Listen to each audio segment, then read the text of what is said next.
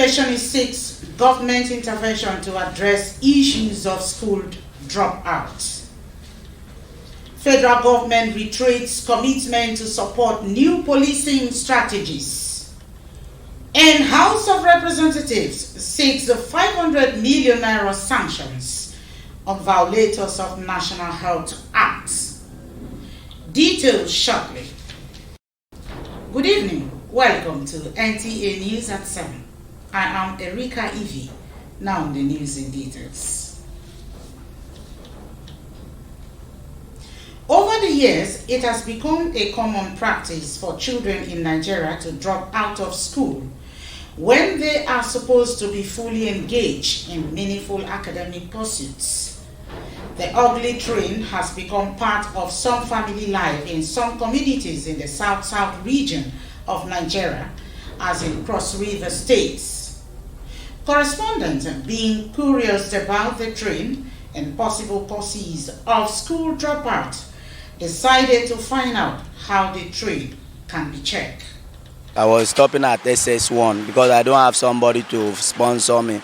Statistics has it that 1 in every 5 of the world's out-of-school children is in Nigeria, even though primary education in some states are officially free and compulsory. About 10.5 million of the country's children aged 5 to 14 years are not in school.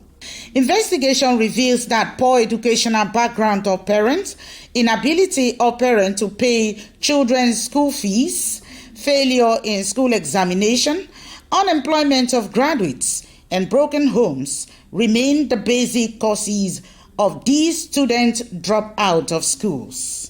People who drop out of school halfway, it will be very embarrassing to their family because all the effort, the money is wasted, everything is gone. If you are a girl and you drop out in terms of marriage, most time you see a suitor that you like, educated, and then he will say, oh, this one is not, you're not up to my standard. If a young person does not go to school, won't have anything in his or her head, and then he might want to do bad things like joining gang, cults, and all those things. But how can this ugly train be addressed? School owners also, please provide a very conducive environment. Look into your curriculum structure. Make sure that it is child-friendly. Make sure that it has to do with practical base. If only government can help or others who have it, because most of our parents, they have money. It's like I don't know what I would say. They are wasting it, going to private schools to pay 100 and something thousand naira for a particular child. Meanwhile, there are people around us who don't even have.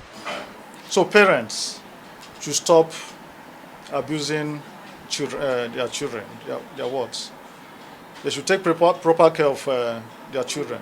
They should address their children properly. If a child whose parents are not always at home, they find themselves with their friends, they tend to toe that path. Respondents advocate government and non-governmental organizations to intensify efforts in enlightening the people on the importance of formal education, while a conducive learning environment is provided.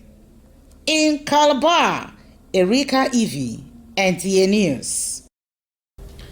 Away from that, as Nigeria continues to stabilize high internal security, officers and men of the Nigerian police must share in the vision and demonstrate professional commitment in the policing dreams of the federal government.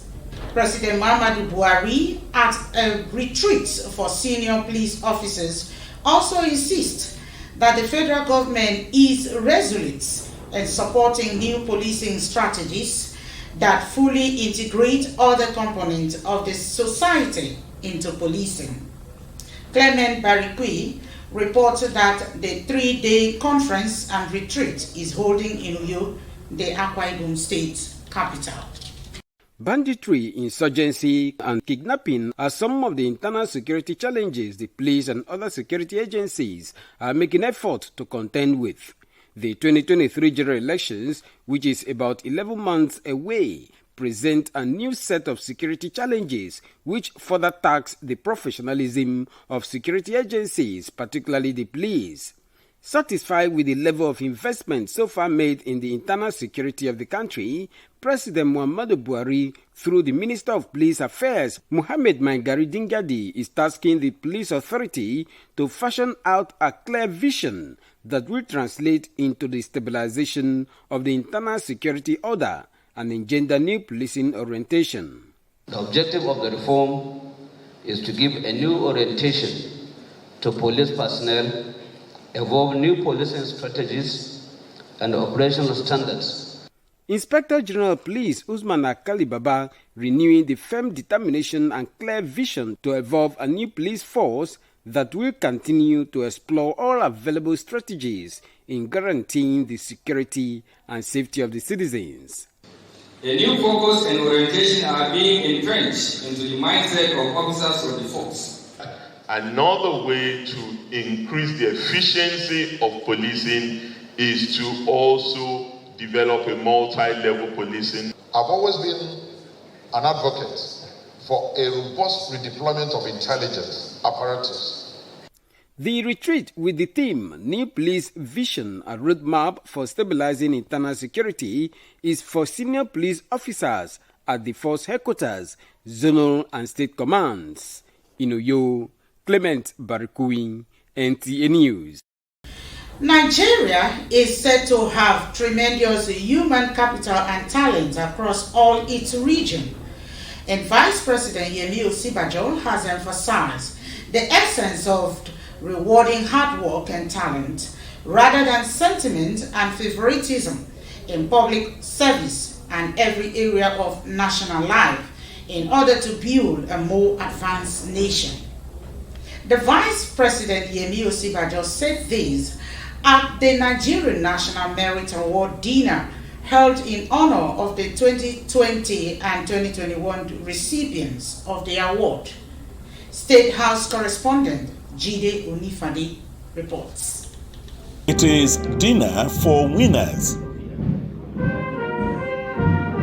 The recipients of the National Order of Merit Award are Professor Olayinka Olurotimi Olutoye, represented, and late Professor Charles Ejike Chidume, represented by his son. Both are the 2020 awards recipients, and the only 2021 recipient is Professor Godwin Samuel Ehagwere.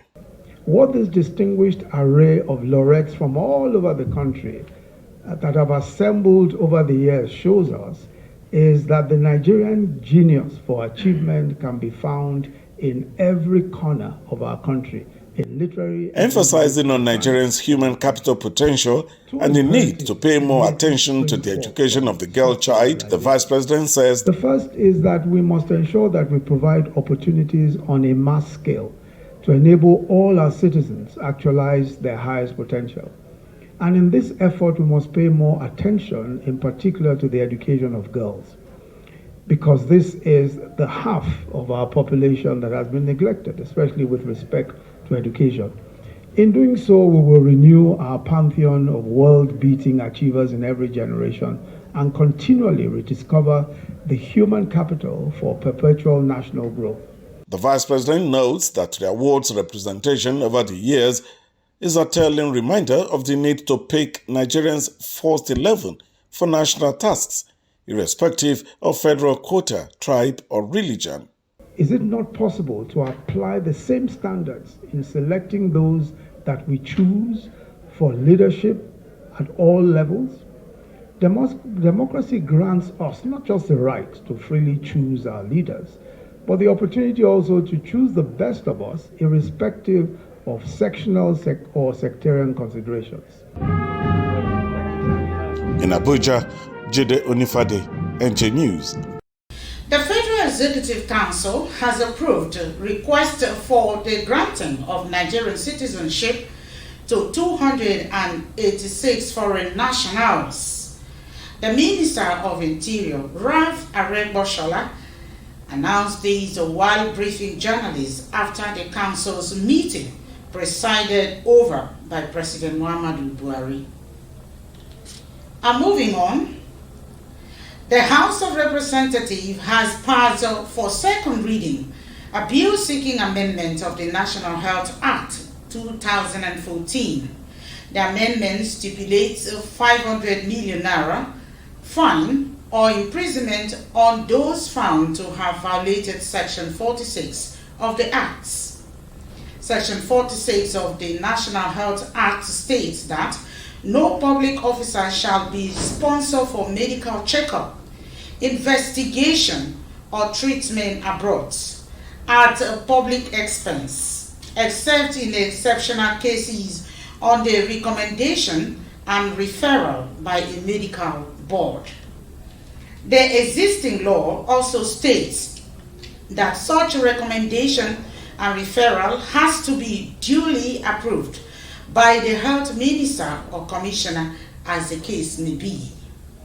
Sponsor of the bill, Representative Sergius Ogun, argues that the amendment will prevent capital flights and improve investment in the health sector to make it effective and efficient for the benefit of all citizens. If you're just tuning in, this is NTA Channel 9 News, the station for the people.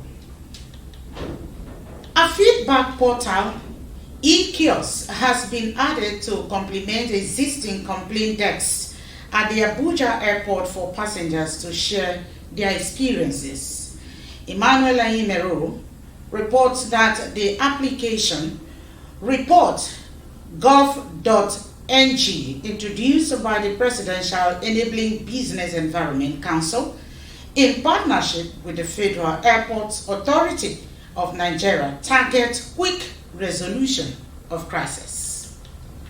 Federal Road Safety Corps Cross River State Command is seeking collaboration with the Nigerian Union of Journalists, Cross River State Council, to enable the Corps meet up with its 2022 targets of drastically reducing the number of road crashes by 15%.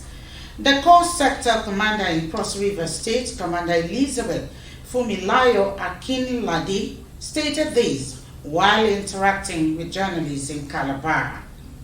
The commander emphasized that one of its strategic goals is to reduce road crashes to the barest minimum, and noted that the command cannot achieve these alone, but with the support of other stakeholders like the NUJ, the goal is achievable.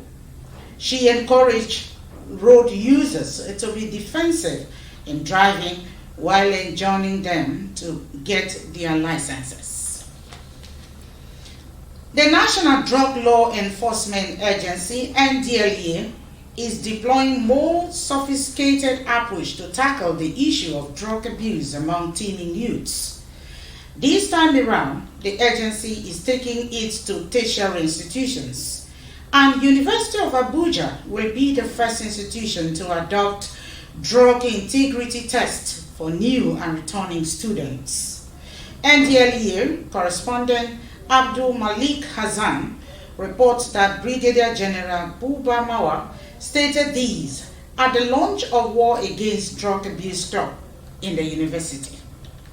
You're watching news reaching you from the studio of Nta Calabar.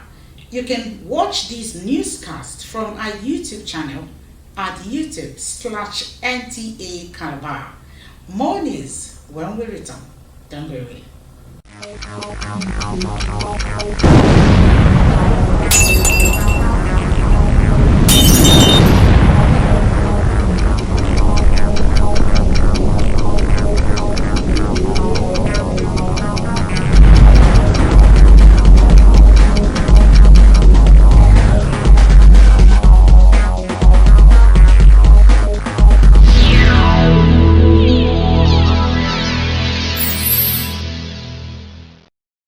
Welcome back to the rest of the bulletin. With the use of high-frequency radio waves and more closely distributed wireless access points to create faster and more reliable internet connections, the emerging 5G network is likely to have far-reaching impacts on how people live, work, and play all over the world. In this report, Emmanuel Lenin examined the advantages of the 5G network. Unlike the 4G network, the emerging 5G network uses high-frequency radio waves that make wireless access faster and internet connections more reliable.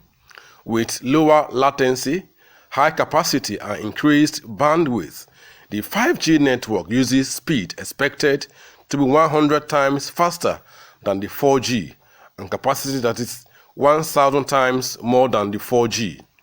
Thousands of devices will communicate seamlessly, and this is likely to impact all sectors of the economy, including businesses, agriculture, manufacturing, logistics, among others. There are several advantages associated with 5G. 5G is set to enable the Internet of Things, and this will include machine-to-machine communication, radio frequency ID, which has applications in elections and electoral matters, and of course wireless sensor networks. And 5G is also set to enable what we know as smart cities, which are being implemented at an unparalleled rate around the world. 5G network can affect the productivity in the marine sector in terms of shipping and maritime transportation, in terms of import and exportation activities in the shipping industry, in the maritime sector. The network will be freer, and then it will be able to go far. Like people, for instance, if they mount the mouse right now here, it will go far, maybe from here to like Lagos or thereabout, and it will be faster. It will also save costs too for us. To many, the electromagnetic field radiation from 5G has an enormous impact on human health, while many claim it is dangerous and linked to the coronavirus. The Nigerian Mainstream and Downstream Petroleum Regulatory Authority, NMDPRA, is engaging critical stakeholders on sustainable quality petroleum products supply across the country. Lydia Sampson reports that the interface taking place in Lagos is geared towards further reducing the distribution challenges occasioned by the limited quality of petroleum with methanol, which is above Nigeria's specification and intercepted in the supply chain. Chief Executive Officer of the Nigerian Mainstream and Downstream Petroleum Regulatory Authority, Farouk Ahmed, said the imported products have since been identified, isolated, and quarantined. Queues are gradually building up in Ijebu-Ode as a number of filling stations selling petrol continue to dwindle. Correspondent Joel Popola reports that motorists say the situation is taking its toll on their businesses. Folagbade Ibadan Road is always a beehive of activities with high vehicular movement, but the situation is different with motorists jostling to buy petrol at a few filling stations dispensing the products in Ijebu-Ode. I came from Ekwe to Ogun State, that is Lagos State to Ogun State, because of fuel. It is not just the motorists that are affected. Most artisans and other business owners who cannot operate their businesses without petrol were seen with jerrycan jostling to buy the commodity. Nigeria has this petrol, but the scarcity, we don't know how it comes about. It's affecting all of us. What we heard about it is that there is no crisis. It is a wrong buying of fuel by the NNPC, and they said they're going to withdraw it back to base, and there is no need for panic buying. Most of the filling stations are dispensing at 165 naira per litre, but it will take an average of 30 minutes to get fuel. A filling station manager who spoke to NTA said there is no cause for alarm. No, it's just the fear of unknown that is affecting our people.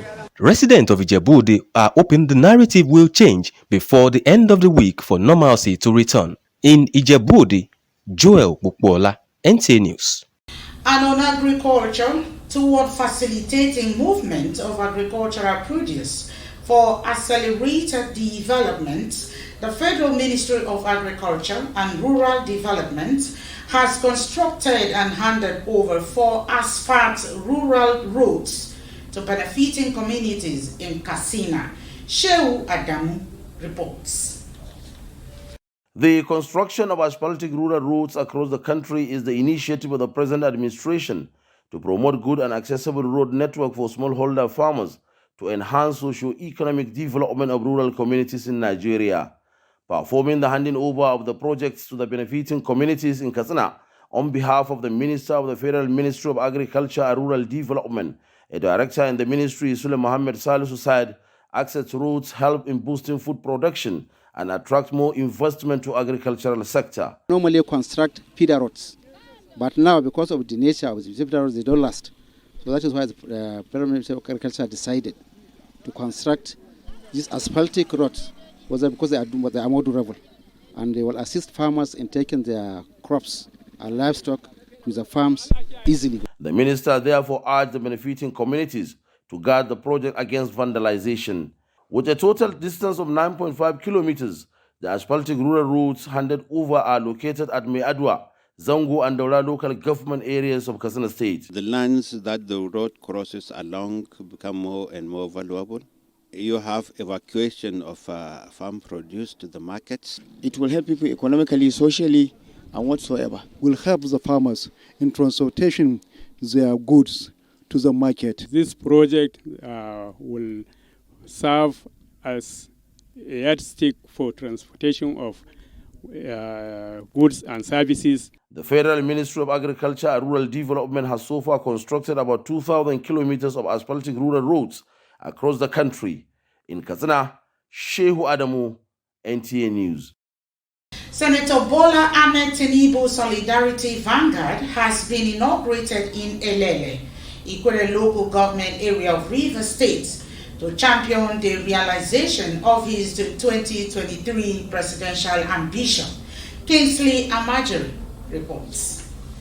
The Senator Ahmed Bola Tinubu Solidarity Vanguard is in Elele, Ikwere local government area, for the inauguration of the group. To the best of my ability, preserve aims and objectives of bad Vanguard. Key task before the Vanguard is to champion the realization of Tinubu's 2023 presidential ambition. State Coordinator of Senator Tinubu Solidarity Vanguard, Chief Tony Okocha, and other chieftains of APC noted that Senator Tinubu remains the best candidate poised to bring development in Nigeria if elected in 2023.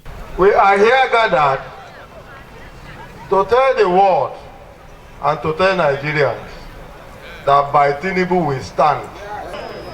Tinubu, please, we are calling on you. We are behind you. The people of Rivers State are behind you. The Ikwere people here are behind you. They are telling you that they believe in you. We have seen it all today that Tinubu is for River and River is for Tinubu.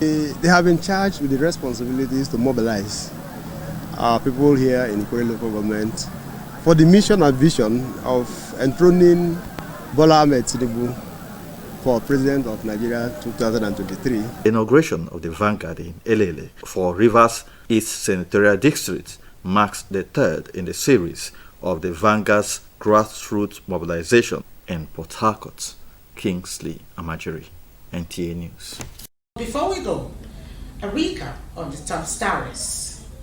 Educationists in Calabar have bemoaned the spate of school dropout and are seeking government intervention in addressing the trend. The federal government has reiterated commitment to support new policing strategies. Also in the news, House of Representatives is proposing 500 million naira sanctions on violators of National Health Acts. That is the news. Thanks for watching. Good night.